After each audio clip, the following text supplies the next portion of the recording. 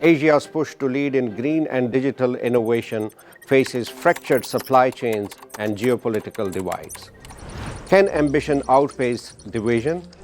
The 2025 Boao Forum tackles these challenges head-on, with Australian strategist Dr. Digby James Wren charting a path forward, turn dialogue into infrastructure, scale China's innovation engine, and unlock financing for AI and green tech.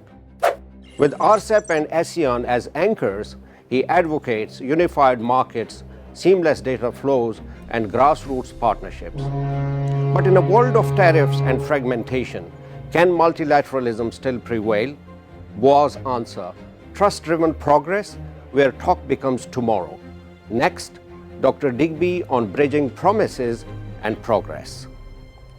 The Boao Forum is a really great platform, specifically for Asia, Southeast Asia, and translating policy discussions like Boao into actionable initiatives is not necessarily an easy thing to do, but it drives economic impact. The things that are really important at the moment are, turning dialogue into action is the key. And institutionalizing the follow-up mechanisms, working groups, converting ideas into blueprints, but, developing permanent bodies. Scalability is another thing. I think that's very important, getting things at speed and scale, really the hallmark of China's innovation. The Boao Forum enables a platform to be able to do that. And so I'd like to see more innovation models that can be applied to different countries. So, for example, to Pakistan, to Cambodia, to Malaysia, Indonesia, etc., Vietnam, and mobilizing finance. I think, finance is another area where there's not really enough input, and it's difficult to get contacts that you need at the right time for financing, And then probably the last one is prioritizing digital and green. And I think that's really key. China's leading in that area globally, and I'd like to see that being pushed or supported more strongly right across all of the partner countries in Asia. But progress demands more than ambition. It needs armor.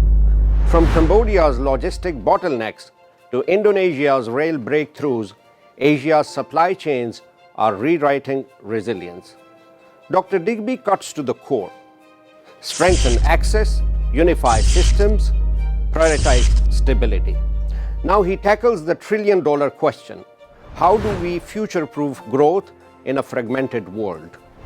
Intermediate goods, and especially Chinese intermediate goods, need to have clearer access into those new nearshoring supply chains. That's important. Resilience of the supply chains is clearly going to have to be strengthened, and prioritizing that. For example, for some countries like Cambodia is still very difficult, but there is some bright spots here. The Laos-China railway, Indonesia's railway in Jakarta to Bandung, that's an up. Geopolitical fragmentation is very, very problematic. That fragmentation is really caused by pressure that's being caused by mostly the United States and Europe, although China is in the greatest level of stability for Southeast Asia, for Central Asia, and right across Asia. Resilience is being built rail by rail, policy by policy.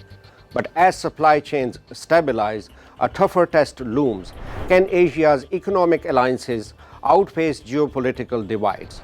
Dr. Digby shifts focus to the rules of engagement. Inclusive multilateralism isn't optional, it's survival. From RCEP's unifying power to battling digital balkanization, he charts a path where Huawei bridges ASEAN and where Boao becomes the ultimate toolkit. Now he unveils the strategy: how multilateral frameworks turn fractures into footholds. Inclusive multilateralism is the way to go here. Boao needs to concentrate on the ones that we do have. The networks that are already in place, like ASEAN, RCEP, that's perfect. Into Central Asia and with the existing economic blocks. And also then the regional ones with the partners in Africa and South America and so forth. Reduce the fragmentation, and it'll create a more unified market, for example, especially a clear winner for this because it's the biggest trading partner for China, that's obvious. And that RCEP is also providing a positive kind of force, magnetic force, if you like. And it's good for the Australians and the New Zealanders and the Japanese and the South Koreans. Companies in China like Huawei and Xiaomi and others, they can all be involved in better governance, I think, communication governance, data sharing governance.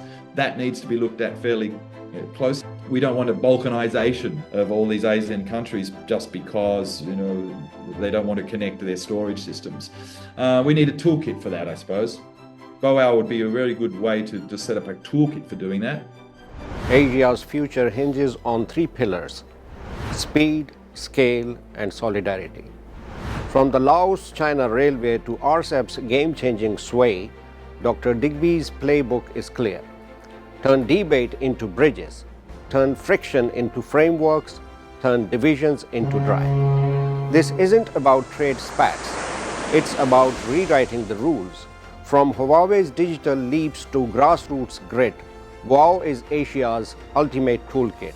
The race isn't against rivals, it's against the clock. And the finish line, a world where shared futures aren't just debated, they are built.